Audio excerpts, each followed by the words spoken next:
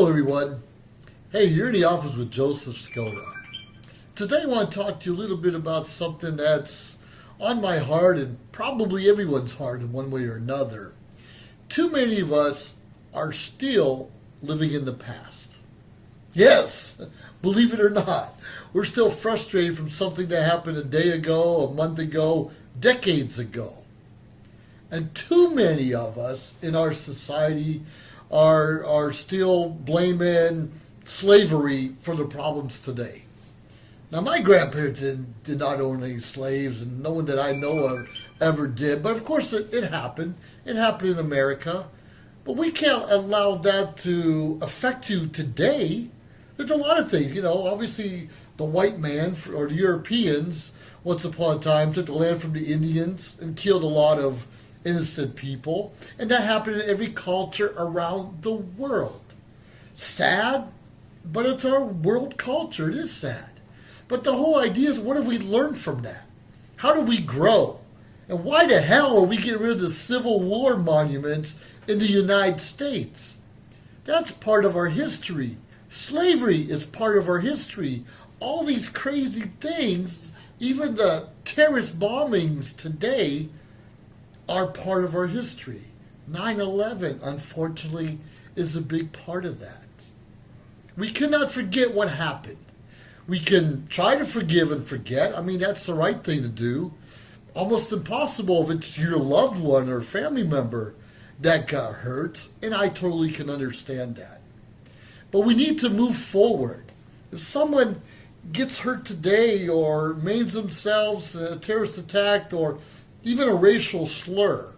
And yes, it still happens today, and it's wrong. It really is wrong. It does not need to be tolerated.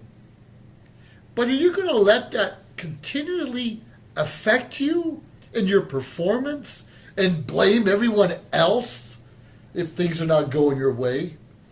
The problem with our government is sometimes we overdo trying to apologize.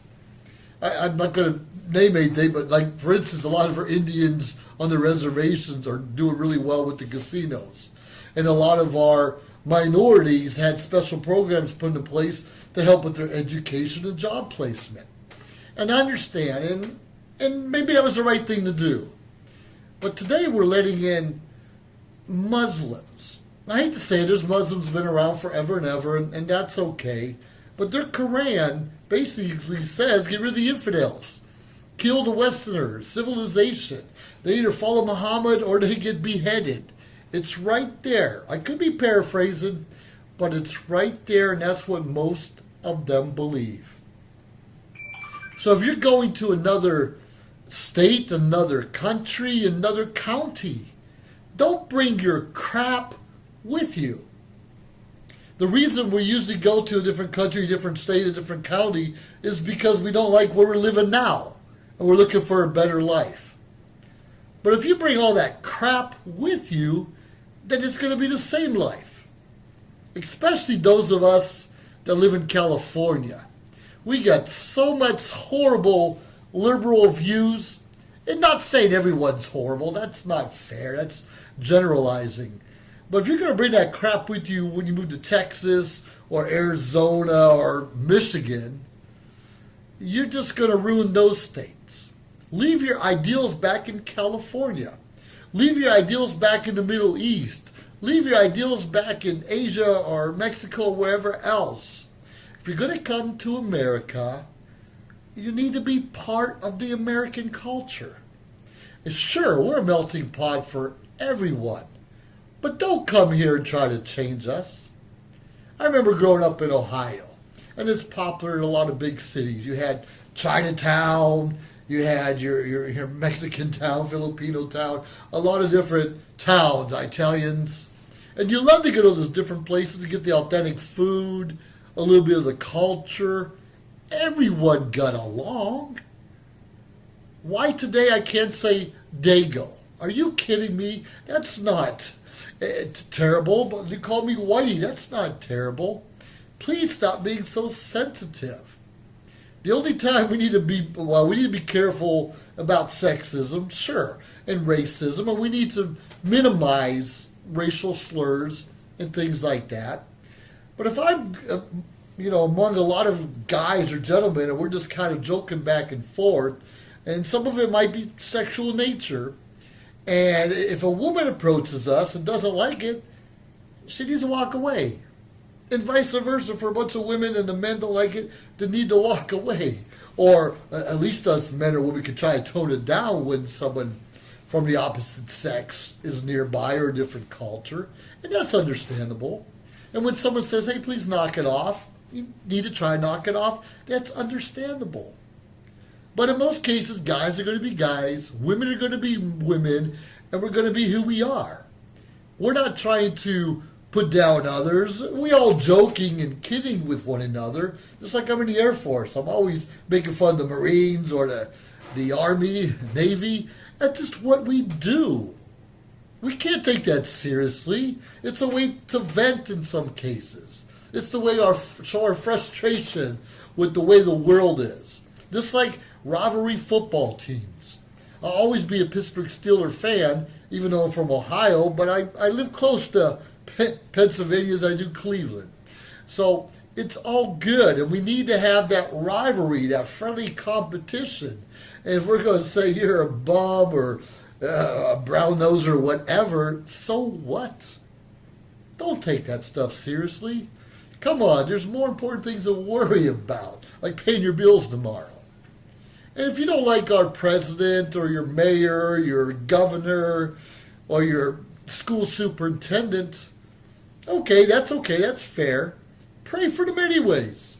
They are our leaders, at least for 2 years, 3 years, 4 years, whatever it is. We need to pray they make the right decisions and lead us into a better life, a better world. And instead of being part of the problem, be a part of the solution. Prayer's a good start. But offering your help, say, hey, hello, Mr. Mayor or Madam Mayor, is there something I can do to make it better for you in our town? We heard JFK say it back in, many decades ago. Don't ask what your country can do for you, but ask what you can do for your country. Ask what you can do for your country. Don't badmouth our leaders. And even Kim Jong-il, who, him and President Trump, they came up with an agreement to denuclearize the Korean Peninsula. And sure, that's a great thing, especially even looking for the military remains back decades ago. Those are great things. Now, whether they're shaking hands or smiling in the public, both presidents don't trust each other 100%. And that's okay. But you do what you have to do to get the paperwork done and get the job done. We do not need to be bad-mouthing our president or even the North Korean president at this time because we're trying to collaborate so everyone's happier and more peaceful and more importantly safe in the near future. Sure, a lot of us have military or family members that died in the Korean War, the Vietnam War, World War I, World War II, and now the Gulf War and so many other conflicts we had around the world. And sure, we can be bitter. And a lot of us do have a chip on our shoulder and are bitter. And I am too, in some aspects. And I get mad when someone cuts me off on the road, or I get mad if someone got the promotion and I didn't get it. And I get mad about, different things, making money and so forth and so on. Even get mad in Toastmasters, where someone getting their educational levels or reaching higher achievements than I am.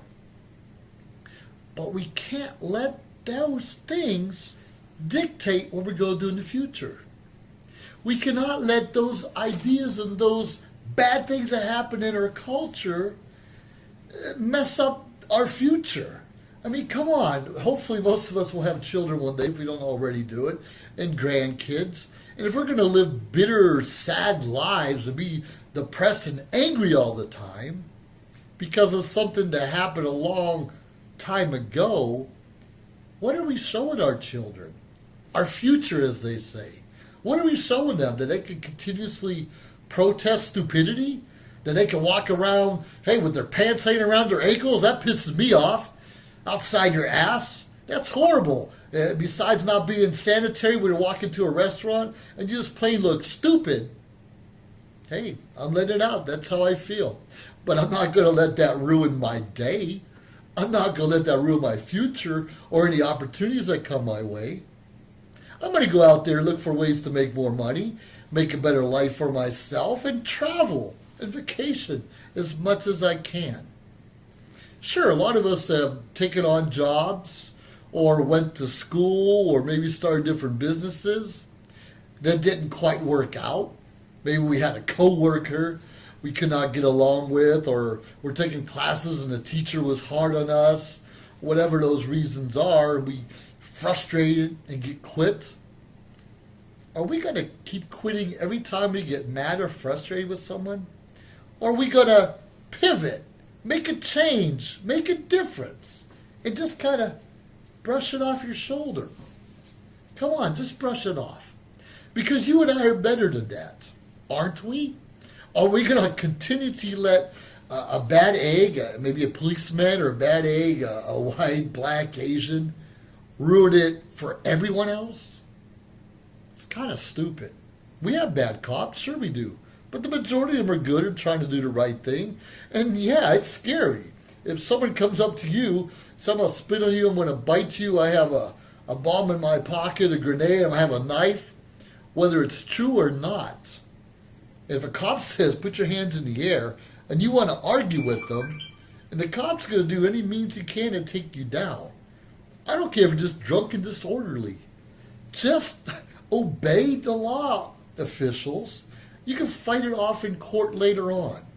But you'll save yourself a lot of agony by just saying, yes, officer, I'll see you in court, but I'm signing here and I'm going to do what you tell me to do.